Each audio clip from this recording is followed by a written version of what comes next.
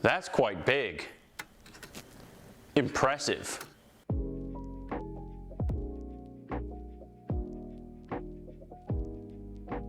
Welcome everyone to episode number 7 of my All Tanks 0 to Keystone Hero challenge.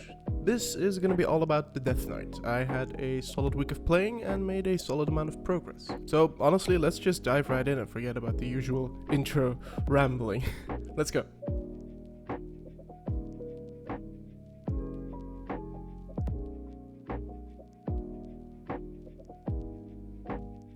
First key I did is an Uldaman 17. It's a pretty big key and potentially a rather tough one on Tyrannical week. Now, I've been learning, and as you can see, I've picked up on the fact that I can press ABOM limb right before the key starts to build up 9 charges of Bone Shield. Cooldown is reset, so I have my major offensive CD for the first pull still. Neat little trick, something I'm actually used to from playing bear tank since you do the same with Incarnation. Storming in these small corridors is rather tough, so all I can really do is pray for an affix revamp in 11.0. Please make it happen. This entire first area goes well, and I actually realized that aside from the talent that makes it so my Death and Decay slows enemies inside of it, I actually also have Chains of Ice, which is pretty neat to use on these custodians to keep them at bay. We lose our healer on the third boss. The dot plus big AoE kills them. Boss got empowered because the orbs were dropped in pretty inconvenient places. Healer gets B-resed. We do lose the other druid, but finish the fight while all of us are still alive. The monk gets cleaved here even though I faced the mobs away. I don't think that's my fault, to be honest, let's be real. The hunter dies on Emberin. It happens off screen, but it seems they had an overlap with the circles and it nuked them. They get B-resed in the intermission though, and we get through the fight. The rest of the run goes without any issue until we get to the last boss. It's not actually the boss fight that poses a problem, but the skip goes wrong for some people and it costs us an extra 3 deaths plus a solid amount of downtime to get people back up, unfortunately. Then, 12 seconds into the fight, right after pressing Bloodlust, the hunter dies. Casting your trinket in swirlies will do that to you. The hunter dies one last time off screen. I can't see what happened, but I'm guessing another swirly incident on this boss, to be honest. Nevertheless, we timed the key with about a minute and a half to spare. Run was pretty clean up until the last boss area, but we gained some score and better bracers. The next key I dove into was a 17 Vortex Pinnacle. This run is very clean. Honestly, there's very little highlights I can show because it's just a very straightforward dungeon pressing W kind of run. The run is not deathless though. When fighting the very last boss, the hunter, for what seems like a millisecond, steps outside of the triangle and instantly dies. I'd be kind of upset if this happened to me, but yeah, I mean, standing still is OP, what can I say? Well, I say that, but the hunter dies again because they stood still and didn't jump, so standing still OP except when it's not. Anyway, they get B-resed and we end the fight. We gain some score and can be happy for a pretty clean run overall. Next up, we pay a visit to Neltharion's lair, also a 17. First area goes well, except here when I press Tombstone at the end of a pool and don't refresh my Bone Shield, and it's gone. Thank you, Cheat Death, for keeping me alive through my stupidity. First boss and the area after go without issue. Shout out once again to DK Grips while fighting these pesky pelters who jump away because of people targeting them. Then there's an oopsie on the second boss fight.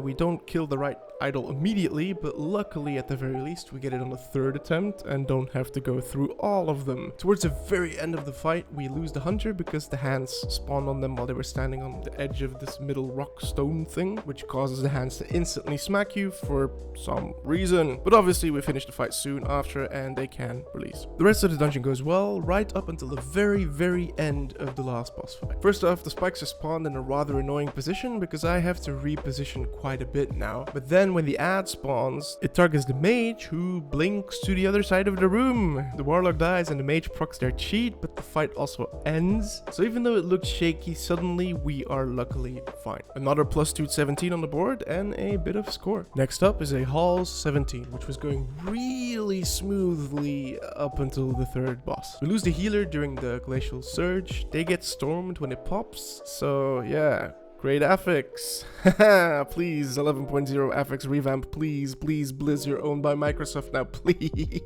Healer gets B-resed, but they've definitely fallen behind now, so they're playing catch up, and as you can see, everyone's pretty damn low. The mage pays for it during the next glacial surge. They don't get hit by the ability, but just bleed out, and so does the rogue right after. We have one B-res, I chuck it on the mage. Then when Hailstorm hits, the healer is hiding behind a broken ice block, but survives somehow. We lose the other rogue and have to 3-man the remaining 30%, and luckily we are successful. 4-minute boss fight on a 17 tyrannical is not what you want to see. Then my favorite part of the dungeon. The first pull goes well, but then we lose one of the rogues and the mage pretty early due to the waves, and then we get some aqualings as well, so the party really is on. I get blasted with water balls, but we don't actually go down, and we do get through this pull eventually. Luckily, the mini-boss goes fine, and all that remains is the last boss. After the first intermission and the second damaging phase, we get the boss to 10%, but get sent into a second intermission phase, sadly. All goes well though, and despite the later parts of the dungeon being kinda scrappy, we still comfortably time the key. All of this for 9 score, let's go. One of the rogues gets an Iridius fragment, sims it, and doesn't need it, but can't trade it because of item level, which is very unlucky. Next up, I decided it was time to do my own key, a 17 Underrot. The first part goes well, though the monk gets stormed at the very end of the first boss fight and takes a frontal to the face because of it. Clearing cracked mob trash is extremely uneventful, and we have 2 minutes left until Bloodlust is up, so we decide to clear some trash on the way to the third boss already. Since the lust cooldown is a bit awkward, I didn't want to go too deep into the dungeon, so I decided to go back and tell the group to lust after the first tantrum. All goes well, and Craggy goes down without any kind of difficulty. The third boss doesn't pose a problem either, so we are making good time so far. A very clean run gets dirtied when this Dark Echo cast isn't stopped though. I didn't have my kick or sleet, so I couldn't do anything about it. Hunter had their kick the entire time though, and the monk could have also paralyzed. We end up losing 3 people because of this. I B-res the healer, the others release. The rest of the trash goes well, and the last boss fight is clean, which to be honest hasn't happened all that often so far, this fight being clean. Most of the time it gets a bit scrappy, so I'm happy with it. We +2 this key, gain some score, a cape on the hero track as well for loot, and a +19 freehold as my new key, which is perfect because my current tyrannical freehold is only a +15. But before we dive into the freehold, first we pay a visit to Brackenhide Hollow, an 18 this time. The first trash area is dealt with fine, but the first boss gets a bit iffy. First we lose one of the rat pals because the spinny boy focused the other rat pal and they kinda ran in each other's way. They get B-res, but then the hunter takes an earth bolt to the face whilst already being low HP, so they die. The fight stabilized from here, but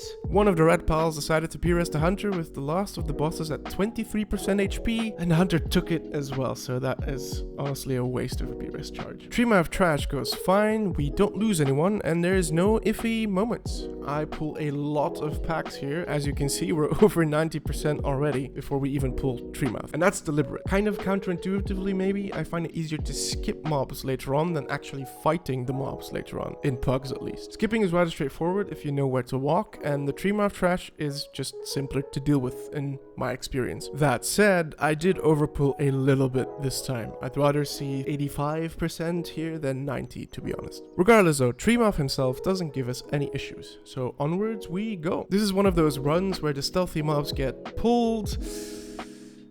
I've never seen it happen in a key as high as an 18, but it's fine, it's just a bit of a time loss. We pull the bear into Gutshot, and all goes well until the very end, where the healer dies right before we finish the boss fight. The healer gets a res, but doesn't take it.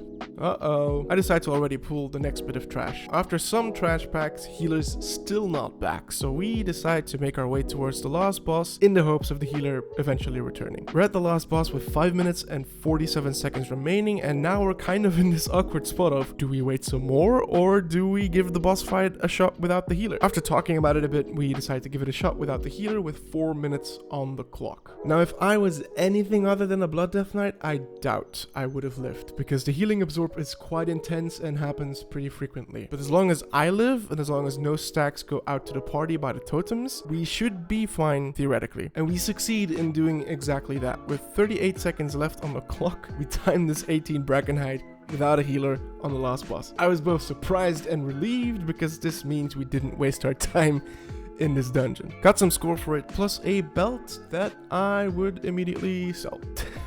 And that brings us to our last key of this week, the 19 freehold.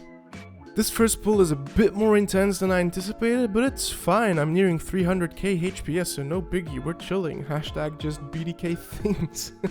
Absorbs are honestly insane in this game, holy moly. We have our first death on the double enforcer pull, and it's actually very unfortunate. A vile bombardment lands on us, which deals some damage, but also covers the ground, and makes it nigh on impossible to see the frontal of the enforcer. The monk doesn't dodge, and dies. We get through the pool though, and the first boss doesn't pose a problem either. Next, we have a cheat death proc, and unsurprisingly, it's right after I let my bone shield charges drop and suddenly start taking bigger hits because of it. Then I do probably one of the most stupid things I've done so far in this challenge. I get impatient. Instead of waiting literally 10 more seconds to get my 2 major cooldowns back up to do this double pull, I pop Icebound Fortitude and run in, proc Purgatory, and fail to get a death strike off because I just don't have the runic power for it. I genuinely don't know what I expected. This is just incredibly dumb. The warrior then also dies, but the rest of the gang actually keeps the pool alive, so we fight them here instead. This time without issue, because I have my cooldowns. Goes to show that just being a bit more patient would have saved way more time than trying to go fast with no actual gas, cooldowns that is, in the tank. Second boss fight goes well, but then we have a ninja pull here, and I tried to grab aggro, but pretty much immediately proc my Purgatory because of the synced melee hits. My dancing rune weapon came up literally right as I stood in the newly pulled pack. If I had been a bit quicker in noticing, maybe I'd have been fine if I had waited just a bit longer before trying to establish aggro. Nevertheless, we do get through this pool, don't lose anyone, and make our way to the Ring of Booty. Thank you, Cheat Death. This entire section goes well, right until the very end, where the warrior gets kinda squeezed by a shark and the boss's Beyblade spin, so he dies. Once the boss is dead though, they immediately release, and the patrol is favorable for us as well, so we meet up at the bridge and make our way to the last section.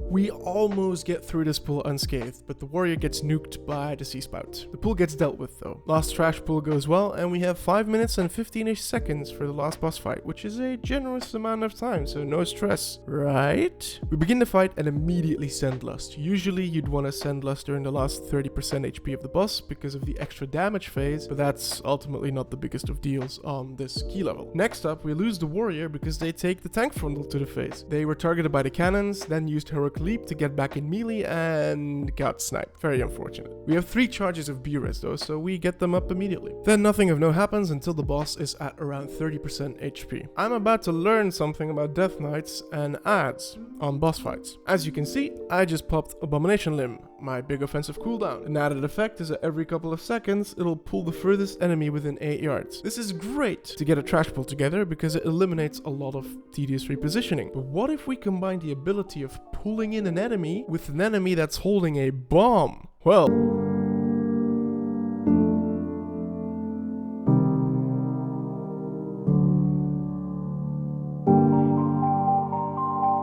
that's a thing that happens. If the key level was a bit higher, this would have been a full wipe instantly, and the only reason this fight continues is because we have 2 B-reses in our pocket. I was mortified and speechless, and a little bit frustrated because, well, I'm new to these kinds of interactions, so it never even crossed my mind that this could happen. This genuinely stressed me out to the point where I just stayed in this corner away from the ad spawn. This, combined with the group's less than ideal cannonball swirly pattern dropping, made it hard for the melees to get back to the boss. We're very spread out, so the healer's struggling to top the 2 DPS, which makes it so we lose the mage right at the end of the fight. But with a minute left, we time this freehold 19, despite my own dumb mistakes earlier and despite an absolutely shocking ABOM limb catastrophe. We get a solid bit of score and obviously a 19 key for the next week.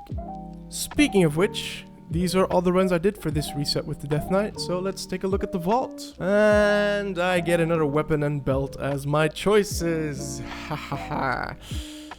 Some more tokens it is. I'm now sitting at a respectable 430 item level and 2327 rating though, so I'm very happy still. Next reset is definitely going to be all about getting this guy across the finish line. The key I received for that goal is a +19 Vortex Pinnacle. And there we go, a big leap was made in terms of score, and we got our hands on a solid key to keep going for the next reset, which, by the way, is already recorded at this point. The next video will also focus on the Death Knight, and how exactly the rest of the story will take shape, we'll have to wait and see. Either way, thank you for watching. If you want, give this video a like, and if you enjoyed, definitely consider subscribing. If not, that's fine too. I won't judge. Stay tuned for the next one and take care. With that, I'm out. Cheers.